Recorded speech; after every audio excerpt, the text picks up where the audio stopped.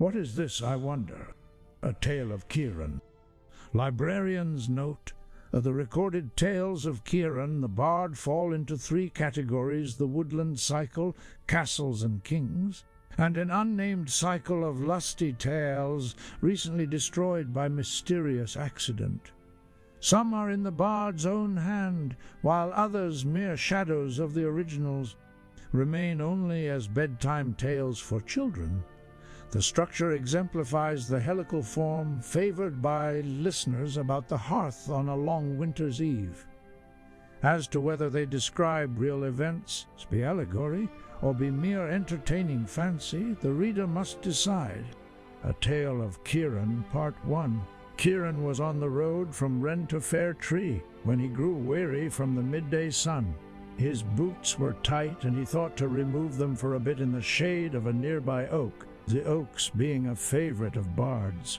This particular oak was venerable and gnarled, with sturdy branches that dipped and swooped, nearly touching the ground in spots. From its shade Kieran watched the forest creatures playing in the warm sun. But for the rustling of leaves high above, the only sounds were of butterfly wings and birdsong. What a peaceful day, Kieran thought as he watched a butterfly drift by. What a beautiful day. In truth, since bards first told tales, has there ever been a day more peaceful and beautiful than this? He drank from his waterskin and, taking his lute from its sack, cleared his throat and began to sing. Oh, the maidens of Wren are passing fair, with breasts like melons and flaxen hair. He had just taken a deep breath to bellow the lusty chorus when a small, feminine voice said, "Kind sir." He leaped to his stockinged feet, his face flaming red. "Who's there?" he cried.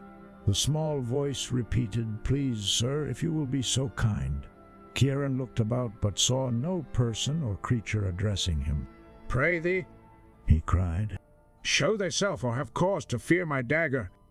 He tried desperately to remember where he had last seen it. "Whether thee be friend or foe, pray thee show thyself now." The small voice replied from above him, "Kind sir, thou hast no cause to fear me, and I am in need of help. Can thou find it in thy heart to aid me?" He looked up and saw naught but a small robin's nest 3 branches above him. Climbing swiftly, he found a robin with 3 tiny robinlings, their mouths open wide.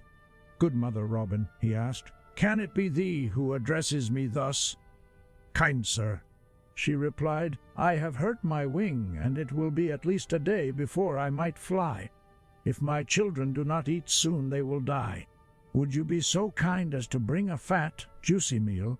Would you find a caterpillar or earthworm or grub for my children?" Now, Kieran was kind of heart, and it was not within him to refuse a plea such as this, so off he went into the forest. Searching under some mulberry leaves, he soon found a small green caterpillar. It seemed a perfect meal for young robins. Plucking it from the leaf upon which it fed, he prepared to hurry back to the oak when he heard a tiny voice. He opened his hand, and the caterpillar looked up at him with her big brown eyes wide with fear. "Kind sir," she said, "wouldst thou kill me so thoughtlessly?" Kieran scratched his head in puzzlement, and the caterpillar continued, "When thou cooled thy feet beneath the oak, didst thou not find joy in my parents' beauty as they danced before thee in the sun? I, too, am soon to change. Wouldst thou deny thy successors the joy of my dancing? And if I do not live to have children, how will thine own children find such joy? Please, sir, would not an earthworm serve the needs of the robberlings just as well?" Kieran looked into the eyes of the caterpillar and knew that he could not feed her to the robins. Carefully, he placed her beneath her mulberry bush and continued his search. Near a rushing brook, Kieran found a flat stone that, when moved, revealed a juicy earthworm enjoying the cool, moist earth. "Aha!" he thought. "As nice as the caterpillar may have been, this truly seems a more fitting meal for young robins."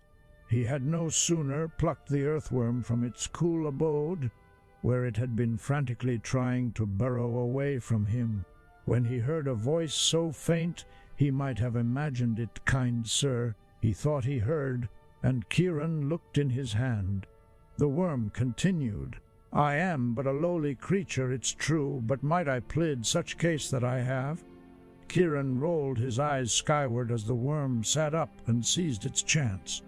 I am not a low-born worm like others you might find. No, I am a prince among earthworms. I come from an ancient lineage. My ancestors burrowed the earth when fires belched from black pits throughout these lands. I command millions like myself. Were it not for my loyal followers, you, good sir, would be up to your neck in leaves, tree trunks, and moldy carcasses. I'll make a bargain with you. If you release me and choose, instead, a pathetic grub for the robinlings, I will dispatch an entire clan of earthworms to keep your foreyard clean and sweet, smelling for as long as ye shall live. The earthworm looked hopefully at Kieran as while calculating the distance to the ground. Good sir, what say ye? Kieran was beginning to lose his patience, but, seeing the value of the earthworm's offer, decided that a grub would, indeed, make a tasty morsel for the young robins. He returned the earthworm to its moist haven and carefully replaced the flat stone above it. And, true to his desire, a short while later, in a forest glade, beneath a wide slab of discarded bark, Kieran chanced upon that which he sought, a fat white grub that would grow the robinlings into beautiful songsters. He plucked it from its hiding place and set forth. It was a beautiful day indeed.